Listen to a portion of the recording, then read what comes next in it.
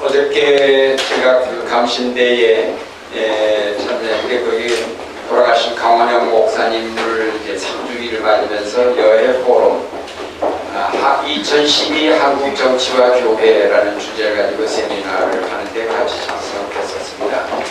두 분 교수가 발표하고 네 분이 이제 논찬을 했는데 거기에 결국 요점은 과거에 정교분리 얘기한 사람들을 보면은 결국은 정권 쪽의 사람들이 항상 정교분리 얘기한 거죠. 비판받기 싫다는, 교회 비판받기 싫다는 거죠. 사실 그렇거든요. 교회에서 설교하다 보면 정치 얘기하지 말라는 교인들이 꽤 있어요. 설교에서 정치 얘기하지 말아라. 하지만은 결국 이 교회가 정치를 비판하지 않으면은 누가 정치를 비판할 수 있겠습니까? 어저께 그 세미나에서 결론도 교회가 이 정치와 떠날 수 없다. 그건 아예 당연한 거고 이제 그럼 어떻게 그거를 비판하느냐 문제만 남아있다. 뭐 이런 얘기들만 했습니다. 마찬가지로 이제 사실 오늘 우리들의 상황 속에서 이 교회가 우리 통합 즉 이번 총의 통계를 보면은 마이너스로 나왔어요. 처음이에요. 교회 성장, 세례 교인 수가 줄어들었습니다. 뭐 몇백 명에 불과하지만 하여튼 다 그동안에는 이렇게 성장 플러스 뭐 적은 숫자지만 성장했었는데 금년 통계는 마이너스로 나왔어요. 앞으로 갈수록 이제 마이너스 성장이 때가 될 겁니다. 이게 교회의 심각한 문제라고도 이제 볼 수 있는데 그런 것이 이제 어떤 숫자가 줄어들기 때문에 심각한 게 아니라 그 숫자 줄어드는 데에 의미가 있다고 보면 대단히 어려운 일이라고 생각이 됩니다. 그러면은 제가 볼 때에 목사들도 정신 차려야 되겠고 평신도들이 특별히 정신 차려야 돼요. 평신도들이 요즘 책도 많이 나오고 인터넷도 많이고 볼거리 많은데 좀 제대로 보고 목사들 좀 제대로 이렇게 설교하도록 압력을 넣어야 됩니다. 아니 그 삼일교회 같은 그런 목사들을 좋다고 따라다니는 절부리들이 수없이 많다는 것에 대해서 내가 잘 이해가 안 되는 거예요. 금방 들어보면은 저런 설교 듣고서 저게 되는 건가? 근데 결국 문제가 터졌죠.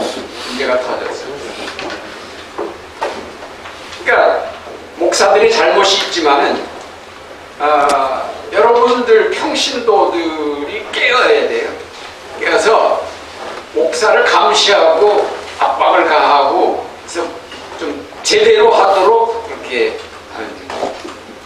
이 대형교회 목사님들은 완전히 군주, 왕처럼 보디가드를 다 데리고 다니고 들어갈 때 보면 양옆에 검은 양복 서 있는 사람이 쫙 서 있어요. 그러면 그 가운데로 목사님 걸어 들어간다고. 완전히 대통령 걸어가는 것 같은데 똑같습니다. 지금 그런 분위기를 우리가 보면서 교인들이 어떻게 보자. 또 그 교회 교인들 다 나쁘다고 말할 수 없지만 정신 좀 차려야 된다고 합니다. 그래야 목사들도 제대로 공부를 하죠. 이 신학교육들이 이 목사들이 엉터리 목사들이 많아요. 신학교가 너무 많으니까 제대로 공부 안 한 목사들이 수두룩하게 나오면서 문제를 발생시키는데 그러기 위해서는 목사들이 제대로 신학 공부하도록 평신도들이 압력을 넣어야 됩니다. 그런데 괜히 뭐 정치 설교하지 말아라 입다우 소리나 하지 말고 정말 제대로 정치 설교할 수 있도록 그런 압력을 집어넣어야 되지 않겠나 생각합니다. 평신도들이 이제 깨어있으려면 뉴스 엔조이를 열심히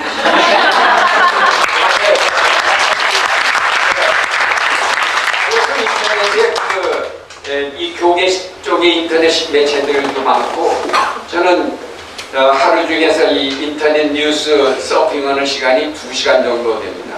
그래서 전부 이렇게 훑어보면 대충 감이 잡혀요. 이게 뭐가 잘못됐고 어떻게 가는 것이 옳다는 것이 감이 잡히거든요.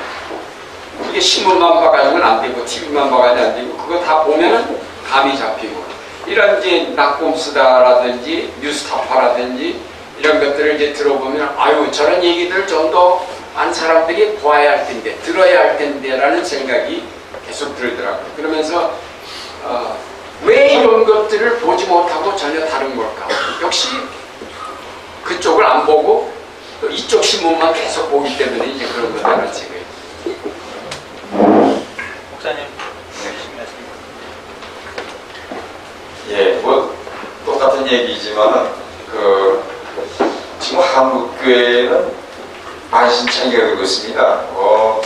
교회 지도자들의 그 비리, 또 성물란 사건, 또 금권 선거, 한기총 사태, 이번엔 또 합동측 총회 사태 등등 계속 그냥 터지고 있습니다. 만신창이 되고 있는데 가만히 생각할 때 이거 하나님께서 한국교회를 단단히 망신을 주신 것 같습니다. 지금.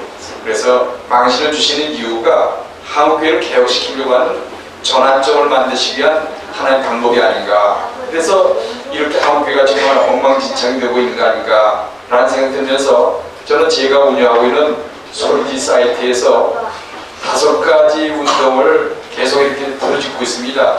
제가 잠깐 소개하면 성장 위주에서 성숙 위주로 대전환해야 한다. 대형교회가 지금 우리 한국교회를 문제를 일으키는데 대형교회에서 중소교회 위주로 전환해야 된다. 목회자에서 평신도 위주로 대전환해야 된다.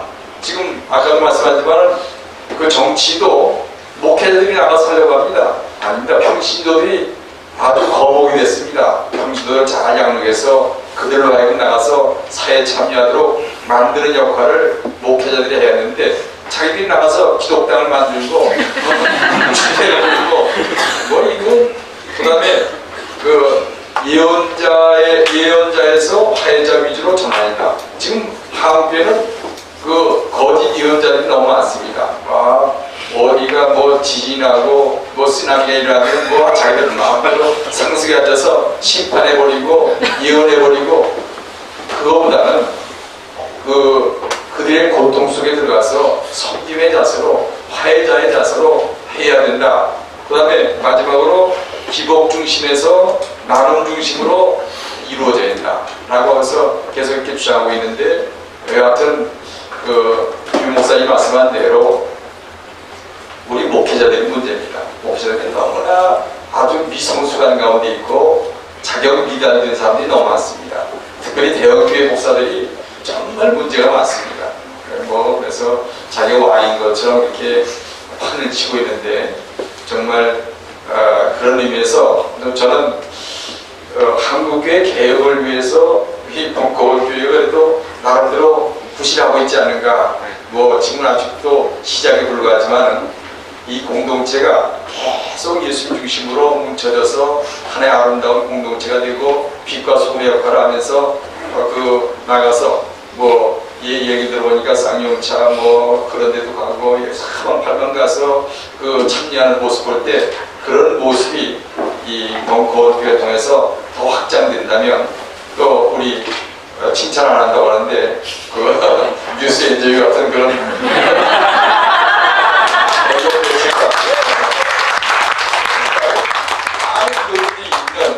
있고 보는 그런 매체가 될 수 있다면 한국교회는 정말 희망이 있습니다.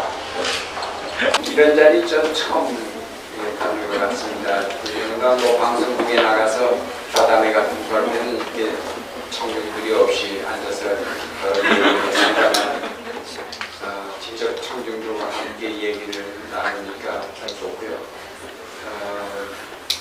자주 하면은 똑같은 얘기 또 나올 테니까 자주는 안 하고 처음이자 마지막이 될 것 같았습니다만은 어쨌든 이런 자리에 여러분들과 만나서 반갑고요. 앞으로 이제 저도 계속 팟캐스트 설교 하는데 여러분들이 좀 관심을 갖고 들어주면 좋겠고요. 제 설교는 사실은 1300편이 있습니다. 28년 동안 1300편의 설교가 있는데 이런 설교들을 저 자신이 읽고 또 보면서 하면서도 이게 내가 한 소리 불교가 아니라는 생각이 듭니다. 그래서 저 자신도 그 설교를 하면서 은혜를 받고 이제 그러거든요. 요즘은 너무 이제 사실은 낙공수가 가볍다고 그러지만 사실 가벼운 게 아니거든요. 형식은 이렇게 우습고 그러지만은 속의 흐름은 아주 무겁고 심각한 문제들을 다루고 있다고 보는데 설교는 웃기는 얘기를 놓고 심각한 얘기만 그 속에 흐르는데 거기에 대단히 중요한 것들이 있다 이렇게 생각이 듭니다. 앞으로 저도 이제 그 문제들 계속해서 팟캐스트 조금 더 다른 것도 좀 생각해보고 합니다만 낙공수도 열심히 해주시면 좋겠습니다. 예, 저는 이제 벙커원 이 지하실을 처음 왔습니다. 집사람은 뭐 몇 번 온 것 같은데 저도 오고 싶어도 좀 또 아들이 뭐 또 이렇게 지원 교회 와서 또 괜히 잔소리 하지 않나 압박 주지 않나 그런 생각 때문에 일부러 피하고 그랬었는데 오늘 뉴스 엔조이에서 이렇게 잘 말해주셔서 이 소원을 풀었습니다. 그리고 낙공수도 곧 없어졌으면 좋겠습니다.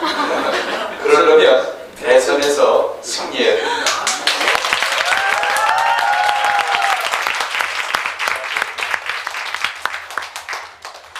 예, 그 대선에서 이겨가지고 낙공수가 없어져도 벙커원 교회는 계속합니다.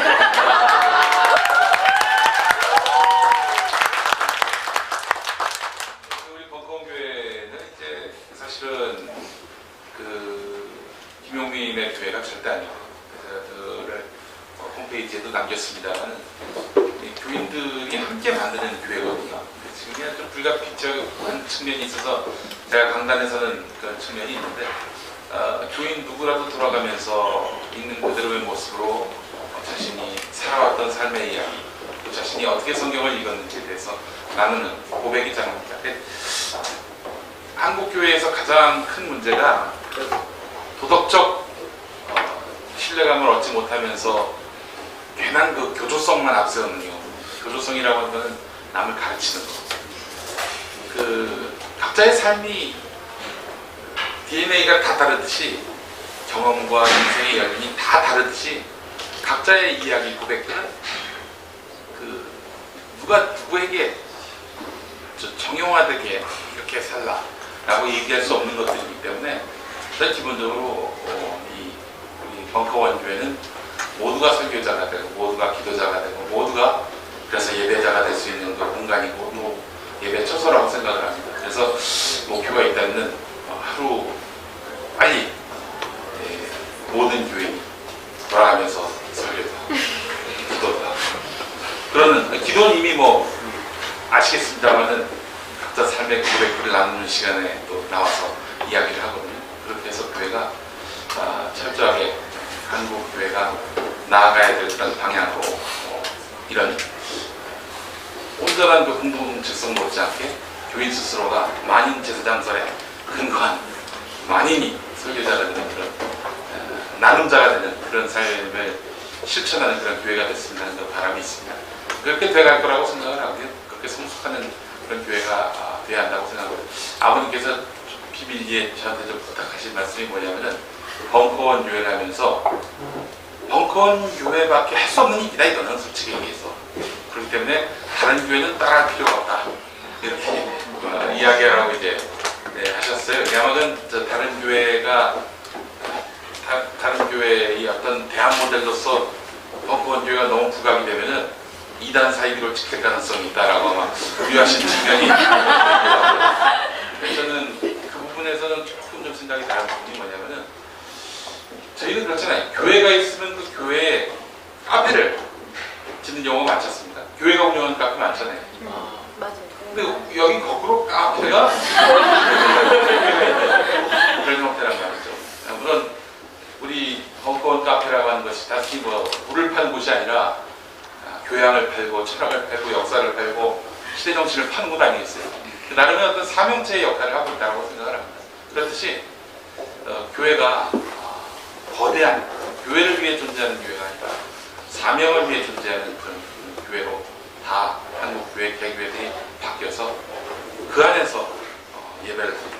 일주일 동안 열심히 이 사회를 향해서 일하다가 주일에 모여서 예배를 하는 그런 공동체로 바뀌어가는 그런 모델을 벙커원 안에서 한번 만들어봤으면 하는 그런 부상이 있었기 때문에 실은 벙커 교회가 그렇게 설계가 됐던 것이고 또 많은 분들이 함께 동역하고 있는 것입니다. 그래서 저에게는 참 지난 4월의 총선 또 그 과정에서 벌어졌던 여러 가지 일들이 받아들이기에 따라서는 지우고 싶은 삶의 이력일 수도 있겠지만 저에게는 중대한 삶의 전환점이었다. 이렇게 보면서 한국 교회의 그 미래를 만들어 나가는. 그러니까 실망하고 돌아서고 회의를 느끼고 좌절하는 사람들을 다시 끌어안아서 새로운 희망을 만들어내는 사명자로서 우리 벙커원 교회가 큰 역할을 할 수 있기를 기대하면서 기도하면서 또 실천해 나가도록 하겠습니다.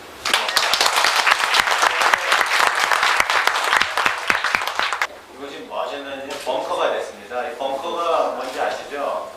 전쟁이 벌어지고 전투가 났을 때 이제 참모 지휘부가 이 벙커에서 이제 작전을 짜고 그렇게 하지 않습니까?